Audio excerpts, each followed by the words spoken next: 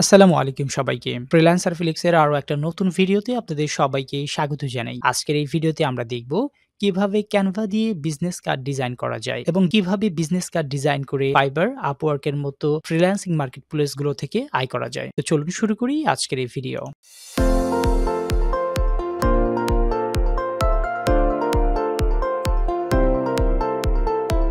আমরা যেহেতু ক্যানভা দিয়ে বিজনেস কার্ড ডিজাইন করব, এজন্য আমরা ক্যানভাতে চলে এসেছি।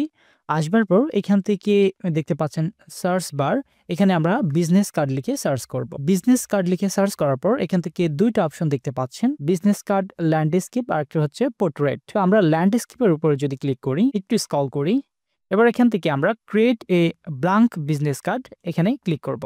দেখতে পাচ্ছেন আমাদের সামনে ব্ল্যাঙ্ক ক্যানভাস চলে এসেছে। এবার আমরা ডিজাইন করার জন্য এই লেফট সাইডের যে ডিজাইন অপশন রয়েছে তার উপরে ক্লিক করে দিব। ক্লিক করে দেওয়ার পর এখান থেকে দেখতে পাচ্ছেন শত এখানে টেমপ্লেটস রয়েছে।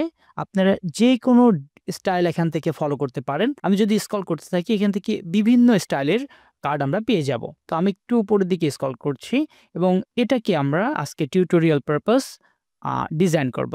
তো এখানে ক্লিক করলাম। ক্লিক করার পর অ্যাপ্লাই বোথ পেজেস এখানে ক্লিক করছি। দেন এটাকে আমরা হাইড করে দিচ্ছি। দেখতে পাচ্ছেন প্রথমেই রয়েছে আ আমাদের ক্লায়েন্টের নাম, তারপর রয়েছে এখান থেকে designation, mobile number, email, website এবং লোকেশন। আর এই সাইডে রয়েছে কোম্পানির লোগো এবং কোম্পানির নাম, সবগুলো এখানে রয়েছে। ব্যাক সাইডে চলে যাই। দেখতে পাচ্ছেন এখানে একটা কোম্পানির লোগো থাকবে, দেন এখানে কোম্পানির ওয়েবসাইট থাকবে। তো আমি আবার ফ্রন্ট সাইডে চলে আসছি। আসবার পর এখান থেকে আমরা এই ইনফরমেশনগুলো পাবো কোথায়?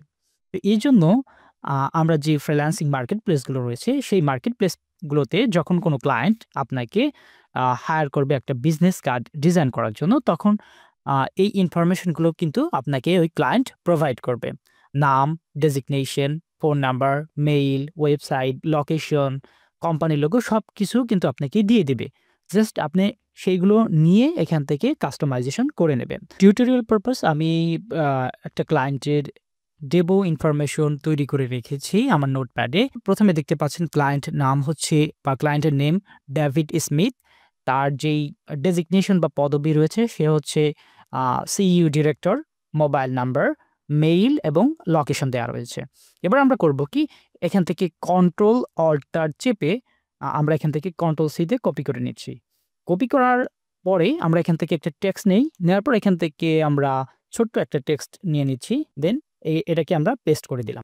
এখানে এই টেক্সটটা নেওয়ার কারণ হচ্ছে কি, যাতে আমাদের যে ক্লায়েন্ট ইনফরমেশন গুলো দিয়েছে সেগুলো কোনোভাবে যাতে ভুল না হয়। আপনার মার্কেট প্লেসের যেই মেসেজিং অপশন রয়েছে সেখান থেকে এগুলোকে কপি করে নিয়ে আসবেন। নিয়ে আসার পর এবার আমরা প্রথমেই দেখতে পাচ্ছেন ক্লায়েন্ট নেম। এটাকে আমরা এখান থেকে আমরা কি করব, কপি করে নিব। দেন আমরা এখান থেকে নেমের ঘরে বসিয়ে দিব। তারপর রয়েছে এখান থেকে আপনার হচ্ছে ডেজিগনেশন, সেটাও আমরা এখান থেকে কপি করে নিচ্ছি। সকল ইনফরমেশন আমরা এখান থেকে রিপ্লেস করে দেওয়ার পর আমাদের এই টেক্সটটা আর প্রয়োজন হবে না। এজন্য এটাকে আমরা সিলেক্ট করে দেন ডিলিট বাটনে ডিলিট করে দিচ্ছি। এবার আমাদের বাকি রইল কোম্পানির নেম এবং লোগো। এই যে লোগোটা রয়েছে ঠিক সেম ভাবে আপনার ক্লায়েন্ট আপনাকে একটা লোগো প্রোভাইড করবে বা তার যে ব্র্যান্ডিং রয়েছে সেটা এখান থেকে প্রোভাইড করবে।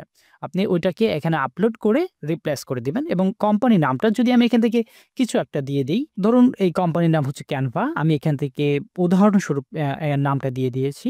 আপনারা এখানে আপনার ক্লায়েন্টের যে কোম্পানিটা রয়েছে সেটা দিয়ে দিবেন এবং এখান থেকে যে ক্লায়েন্টের কোম্পানির স্লোগানটা রয়েছে সেটাও এখান থেকে দিয়ে দিবেন। আমি আপাতত এই স্লোগানটাকে এখান থেকে ডিলিট করে দিচ্ছি এবং আমরা এই যে ক্লায়েন্টের যে লোগোটা রয়েছে সেই লোগোটা এখান থেকে আমরা এলিমেন্টে যাব। এবার এখান থেকে আমরা গ্রাফিক্সে চলে যাব।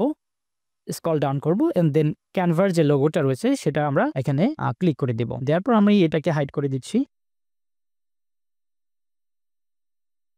যদি আপনার ক্লায়েন্ট বলে যে আমার যে কোম্পানির লোগোটা আছে আর সেম ভাবে এখান থেকে এই টেক্সটের বা টাইটেলের ফন্ট এখান থেকে চেঞ্জ করতে পারেন। এটা বোল্ড করতে পারেন, ইটালিক করতে পারেন।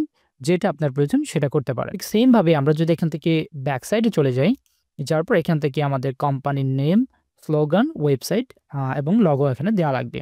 তো এইজন্য আমরা এখান থেকে কোম্পানির নামটা আপাতত ক্যানভা দিয়ে দিচ্ছি। দেখতে পাচ্ছেন আমরা এখান থেকে লোগোটা রিপ্লেস করেছি, দেন কোম্পানির নাম রিপ্লেস করেছি। এবার এখান থেকে স্লোগানটাও দিয়ে দিয়েছি। বাট এই স্লোগানটা আমরা সেন্টারে আনবো। এজন্য এখান থেকে পজিশনে ক্লিক করছি। আবার এখান থেকে সেন্টারের উপর ক্লিক করছি। সেমভাবে আমরা যদি লগোতে যাই, দেন সেন্টার করে দিচ্ছি। স্লোগান যে কোম্পানির নাম আছে এটা অলরেডি সেন্টারে আছে, আপাতত থাক, সমস্যা নেই। এটাকে আমরা চাইলে ছোট বড় করে দিতে পারি। আমি একটু উপরের দিকে উঠায় দিচ্ছি। বাস ইনাফ। এবার আমরা করব কি, এই যে স্লোগানটা রয়েছে এটাকে আমরা কপি করে নিচ্ছি। দেন আমরা ফন্ট সাইডে চলে আসবো। আসবার পর এখান থেকে পেস্ট করে দিব। এটাকে ড্র্যাগ অ্যান্ড ড্রপ করব।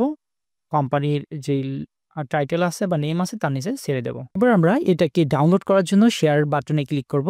দেন এখান থেকে ডাউনলোড বাটনের উপর ক্লিক করছি। এবার এখান থেকে পিএনজি রাখবো। অবশ্যই পিএনজি রাখবো। পিএনজি রাখবার পর এখান থেকে ডাউনলোড বাটনে ক্লিক করব। এবার এখান থেকে আমরা যেকোনো একটা ফোল্ডার সিলেক্ট করে দিতে পারি। ডাউনলোড হয়ে গেলে এখান থেকে শো ইন ফাইল এক্সপ্লোরার দেখতে পাচ্ছেন, এটা কিন্তু আমাদের একটা প্রফেশনাল ডিজাইন হয়ে গেছে। এবার আমরা এই ডিজাইনটা আমাদের ক্লায়েন্টকে জি ফাইল আকারে বা এমনি জেপিজি, পিএনজি যেকোনো আকারে আমরা কিন্তু মার্কেট প্লেসে সাবমিট করে দিব। দেওয়া হয়ে গেলে এটা ক্লায়েন্ট পছন্দ করলে বা কোনো কারেকশন প্রয়োজন হলে আপনাকে জানাবে। আর পছন্দটা হয়ে গেলে এটা কিন্তু ডেলিভারিটা অ্যাকসেপ্ট করবে এবং এখান থেকে আপনি কিন্তু ভালো পরিমাণে আয় করতে পারেন।